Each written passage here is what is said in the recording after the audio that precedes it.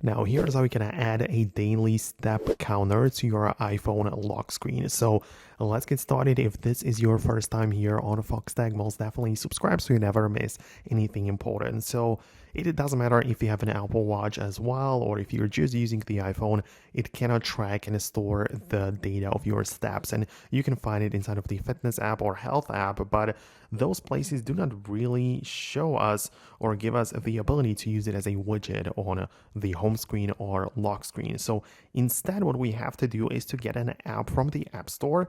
I would recommend you to get the pedometer, which basically is like a third-party app which accesses the same data collected by the Apple Watch and the sensors of the iPhone. So the data is going to be exactly the same, but it's just a different way to browse the steps and a daily activity. And the thing about this app is that you can also add it as a widget to the lock screen. So you would go there, hold down on it, and go to the customize section.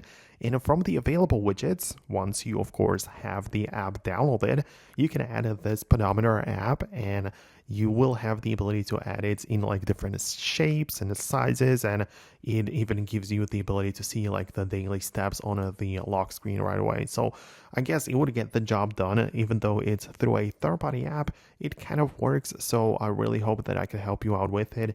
Obviously, if anything changes and if Apple allows us to add it like naturally, natively, without getting a third-party app, I'm going to update you about it. So stay tuned by subscribing so you never miss anything, and I hope to see you later in the future videos as well.